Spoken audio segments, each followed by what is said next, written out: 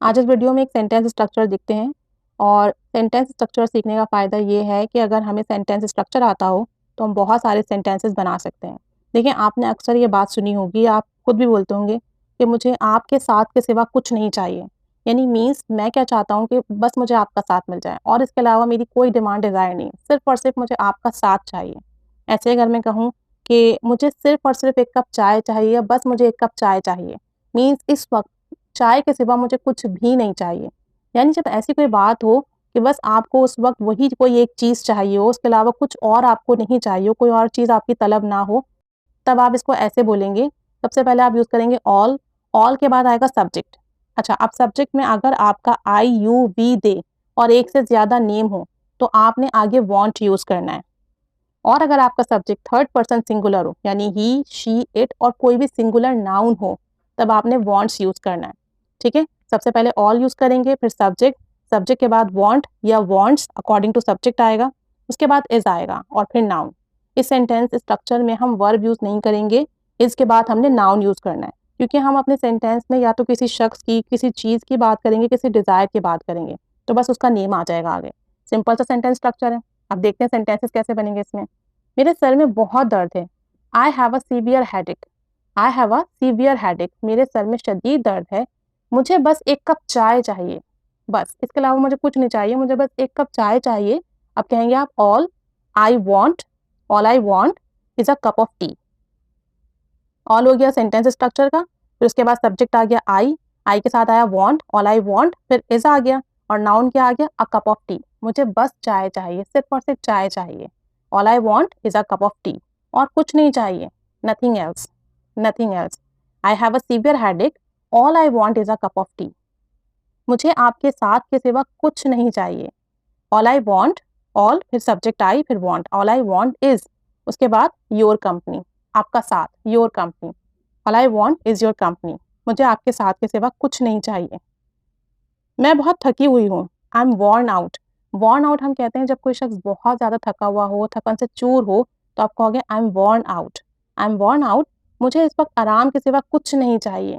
मुझे इस वक़्त आराम के सिवा कुछ नहीं चाहिए, बस मुझे आराम करना है। तो मैं कहूँगी ऑल के बाद आएगा आई, मुझे, want, all I want is rest right now. Is उसके बाद आ गया रेस्ट राइट नाउ। बस मुझे सुकून और आराम के सिवा इस वक़्त कुछ नहीं चाहिए, तो मैं कहूँगी all I want is rest right now. मैं आपसे मुत्तफ़िक हूँ, I agree with you. I am agree with you नहीं होगा, बहुत सारे लोग आई के साथ एम यूज़ करते हैं, ये रॉन्ग है।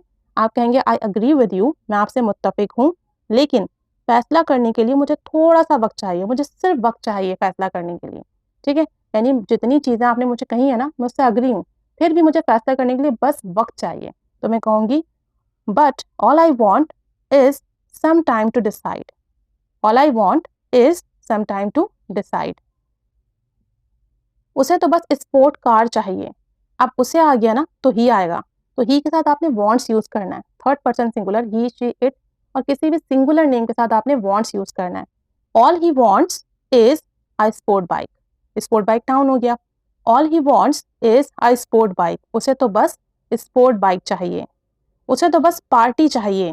All she wants is a party. All she wants is a party. मुझे बहुत भूख लगी है। I am starving.